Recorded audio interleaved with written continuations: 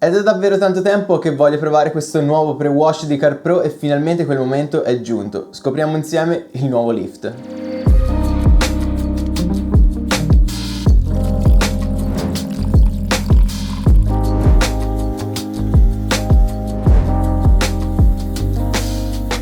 Ciao ragazzi e bentornati sul canale in questo nuovo video. Finalmente oggi vi posso parlare della mia esperienza con Lift di CarPro, il nuovo pre-wash, o meglio l'ultimo pre-wash uscito in casa CarPro, un prodotto molto interessante che scopriremo insieme nel corso del video di oggi. Un ringraziamento speciale però va a Carshine per avermi permesso la prova di questo prodotto insieme ad altri che vedete nelle successive settimane, sempre qua sul canale, tra cui ad esempio la G1 Wax. Quindi grazie davvero a Carshine, però ne riparliamo in fondo al video. E prima di iniziare vi voglio invitare inoltre a lasciare un like ed iscrivervi nel caso in cui non foste ancora iscritti al canale per supportare il mio lavoro. Detto ciò, veniamo a lui, al nuovo lift. Devo ammettere che era da tanto tempo che lo volevo provare, non appena ne ho avuto l'opportunità, non ho potuto che sfruttarla e coglierla al volo. Lui è un pre-wash alcalino molto potente, con un pH dichiarato da puro di circa 12. Tra l'altro la formulazione deve essere molto nobile perché l'ho provata anche un pochino a stressare sotto il sole e non ho avuto alcun residuo né problema su plastiche, guarnizioni e metalli. Mi raccomando però, è un pre-wash, come sempre va cercato di utilizzare all'ombra, anzi se non va utilizzato all'ombra. Cosa molto interessante è che la schiuma non è molto densa, anzi è tutt'altro che scenica, è molto liquida ma lavora in modo impeccabile e questo lo vedremo successivamente. Non è stato pensato per essere utilizzato spesso come ad esempio un pre-wash per il mantenimento di un coating, ma più come un prelavaggio da utilizzare magari ogni tanto, ad esempio prima di un ciclo di lucidatura o di una protezione. Quindi ecco, tenete a mente durante tutta la recensione di questo fatto.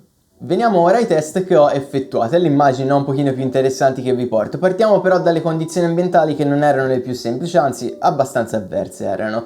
Infatti il sole era abbastanza presente e c'era anche una bella presenza di vento che non era poi così debole, e tutto ciò andava a ridurre in un modo o nell'altro i tempi di posa, rendendo anche un pochino più difficoltosa la fase del prelavaggio. Mi raccomando, come sempre cercate di eseguirlo all'ombra, questa è una cosa molto importante. Partiamo però dalla schiuma, che è una cosa che, come vi dicevo già prima, mi ha piacevolmente sorpreso. Non particolarmente densa, ma che riesce a star bene ancorata sulla superficie per almeno i 5 minuti, nonostante le condizioni, come vi ho già detto, ambientali avverse. In tutte le clip che state vedendo ho utilizzato lift diluito 1:10 in boccia della LS3, che in media generano di diluizione ulteriore di 1:13, quindi poi fate insomma i calcoli per capirvi in uscita a quanto era. L'idropulitrice era una Carker K7 Compact, se non erro.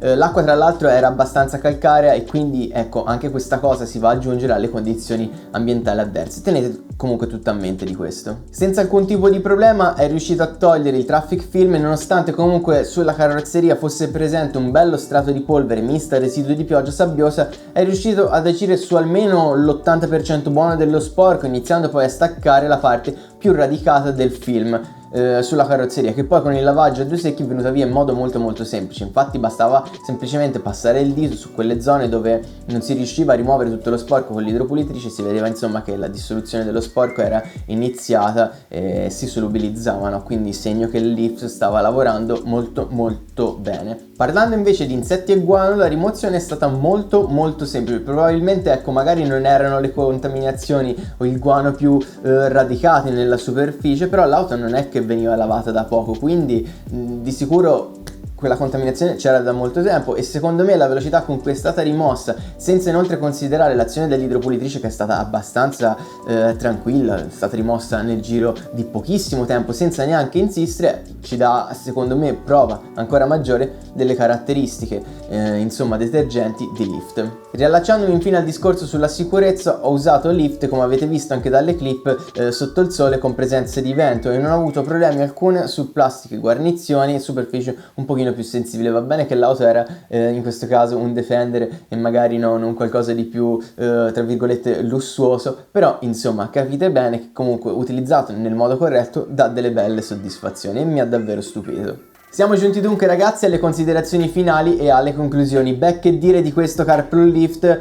Ormai l'avrete capito dal video, mi è piaciuto davvero tanto. Mi voglio quasi sbilanciare e dire che è forse il pre-wash più interessante, parlando degli alcalini, che ho mai provato fino ad oggi. Un prodotto davvero eccezionale che lavora in modo ottimo, nonostante comunque la schiuma non sia poi così bella da vedere, ma lavora in modo ineccepibile, dunque c'è poco da dire. Passando alle diluizioni, vi consiglio di utilizzarlo ad esempio all'interno di una lancia schiuma direttamente nel suo flacone, senza stare a considerare diluizioni in uscita e insomma altri fattori vari, da 1 a 5 fino 1 a 15. Considerate, ecco, se avete acque dure, di utilizzarlo un pochino più concentrato. Per acque trattate ad esempio con l'addolcitore 1 a 10, 1 a 15 è perfetto. Considerate che nel video l'ho utilizzato 1 a 10 con acqua abbastanza calcarea, che nell'asciugatura lasciava molte gocce di calcare, dunque ecco, già in quella diluizione 1 a 10 funziona molto bene ed è un prodotto diciamo non economico, perché alla fine CarPro non è un brand economico, ma funziona bene con un'ottima economicità d'uso secondo me. Per quanto invece riguarda i foamer manuali, considerate di utilizzarlo da 1 a 40 per lo sporco più grave fino 1 a 100, no? Per lo sporco un pochino